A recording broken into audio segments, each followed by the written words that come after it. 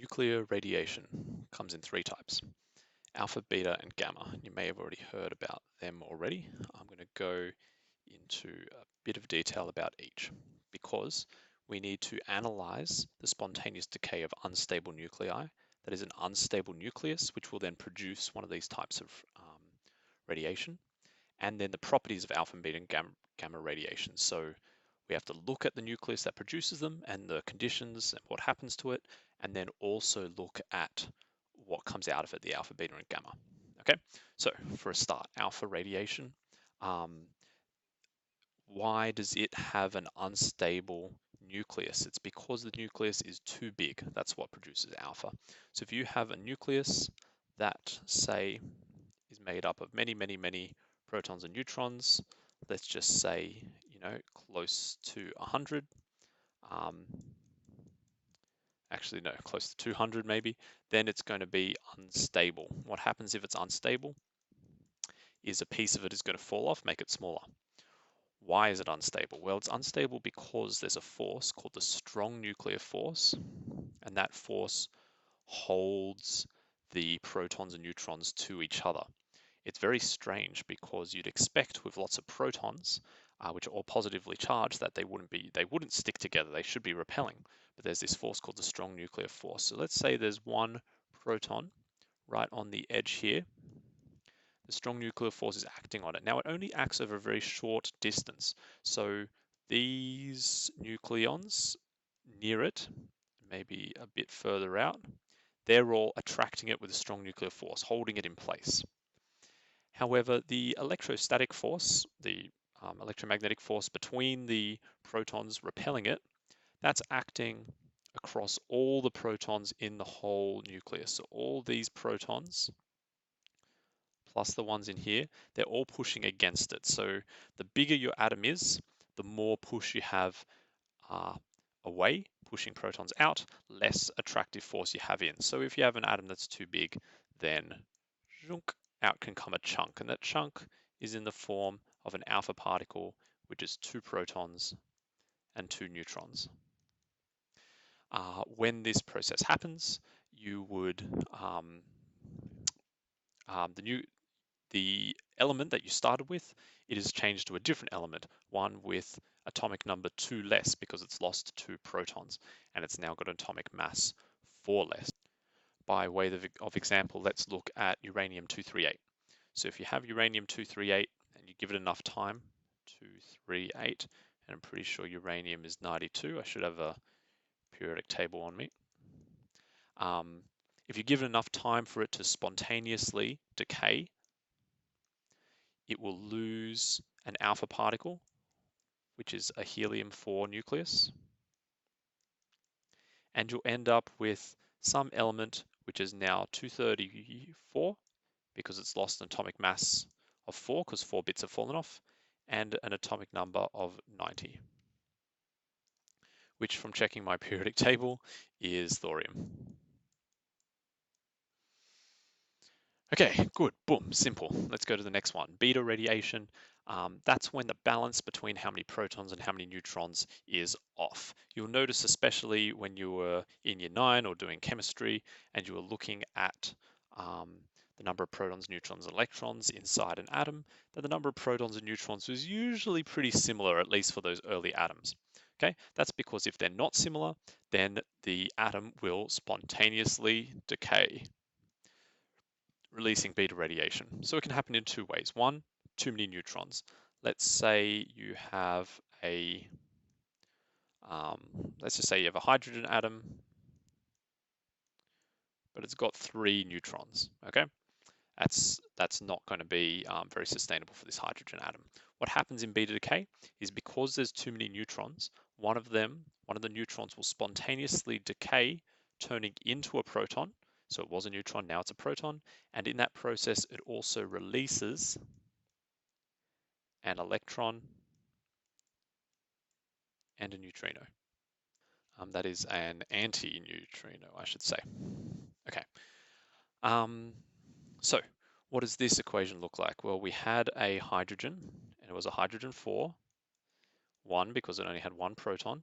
But if we give it enough time, it's come a helium-4, right? 4 because it started with 4 nucleons, protons and neutrons, and it still has 4 nucleons, even though one changed into another type. But now there's a 2 down here because instead of having 1 proton, it now has 2. Plus, we have an electron, which is 0 minus 1. And you can see, if you have 4 plus 0, you end up with 4 on this side. You have 2 plus minus 1, you have 1 on that side there, plus an antineutrino. Okay, now I said this is if you have too many neutrons or too many protons. So let's change up what type of atom this is. Let's just say if we have I don't know, if you have one with too many protons, one of the protons spontaneously decays, turning into a neutron, but also it will produce a positron. Right? I'm trying to draw it small. Positron, so it doesn't look like a proton by accident, and it will also produce a neutrino. So too many neutrons, one of them turns into a proton, and you get an electron and an antineutrino. If you have too many, did I say neutrinos? I said meant too many neutrons. If you have too many protons, one of them will turn into a neutron, so boom, that's gone away. It's turned into a neutron, and you get a positron and a neutrino. The neutrino carries away some of the energy. Okay, this last one, gamma, is the simplest. That's when whatever your nucleus is, if that nucleus has a lot of its own energy, if it's vibrating a lot, that vibration is going to release waves, and those are gamma waves. So the energy in the nucleus, some of that energy is released in the form of a very high frequency electromagnetic radiation, known as gamma. Okay, these are our this is our analysis of the spontaneous decay of unstable nuclei. 3 different ways that they can be unstable and what happens when they are unstable. Now, we have to look at the properties of alpha, beta, and gamma radiation. And the properties really come from the size of the radiation that comes off them. So in alpha, it is this helium nucleus. In beta, it's an electron or a positron. And in gamma, it's a gamma wave. The alpha particle is the biggest. Therefore, it does the most damage when it hits things. It is the most momentum. It is the strongest ionizer, meaning if it hits atoms, it can knock a lot of electrons off those atoms because it has a high charge and high mass. However, it's also very easily stopped or blocked. So alpha particles usually can't travel more than a few centimeters through air. They can't travel through a piece of paper. They can't get through your skin. So if I have a source of alpha particles, say these uranium-238 nuclei, if I had a lot of them near me and they're pointing at my skin, they're not going to do damage onto the inside of my body. They might damage my skin, they might mutate my skin cells, but they're not going to go inside straight through my skin and cause any damage to my lungs or heart, for example. Beta radiation, on the other hand, can penetrate through skin, can penetrate through a decent length of air, but is blocked by metals, especially if it's a very thick metal like lead. Well, even a thin sheet of lead will block beta radiation. Gamma radiation doesn't have any charge. It's still ionizing because gamma radiation, when it's absorbed by the electrons of atoms, it will knock those electrons out of the atoms, but it has the least ionizing power. It, however, can penetrate the furthest. It can penetrate through thick lead or even meters of concrete. It can go straight through. So gamma radiation is often the one people consider the most dangerous because it can penetrate the furthest. It's hard to shield yourself from it. But if you were to ingest one of the starting atoms, like one of these unstable atoms, really the alpha is going to do a lot of damage. Any of them will do a lot of damage to you, but this alpha one will absolutely wreck you. But when it's outside of your body, it's this beta and gamma that you've got to worry about.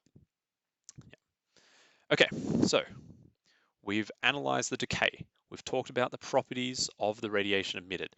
Now we need to look at how fast these processes happen. If I had 1 million atoms, say 1 million uranium-238 atoms How quickly are they going to spontaneously decay? And it's controlled by statistics. There's no set time, but those statistics across, thousands or millions or billions of atoms, those statistics hold pretty true. And we have these two equations here that we can use to explain this. So what does everything mean? NT and NO, that is how many atoms you started with and how many atoms you're left with after a certain amount of time. So NO is how many at time 0, NT is how many after a period of time. That period of time is T up here, okay? And the only thing that tells you how many you have left after a period of time is this decay factor, confusingly a lambda. Or you can calculate lambda if you know how much time it takes for half of the atoms that you have to decay. If you've got that amount of time, you can calculate what the decay constant is. So let's go through an example. If I have, let's say uranium-238, right, because I've got the numbers for it here. So if uranium-238, its decay constant is apparently 5 times 10 to the negative 18 seconds to the negative 1. So decay constant for uranium-238 is 5.0 times 10 to negative 18 seconds to negative 1. All right, putting this into our equation is pretty easy. Oh, I want to see how much time, after how much time, how much of it is left. So, man, uranium-238 has a huge half-life.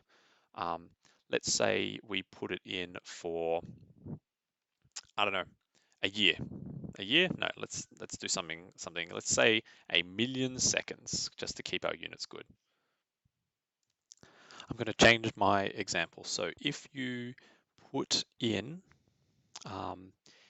this value into this equation here, you can calculate what the half-life time is. So if you do that for uranium-238, which is this number, you get a half-life of 4.5 times 10 to the 9 years.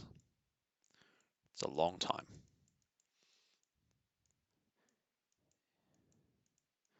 So this means if you wait 4.5 times 10 to the 9 years, right? It's a lot of years. Then half of your uranium-238 would have decayed. The other half still needs to decay.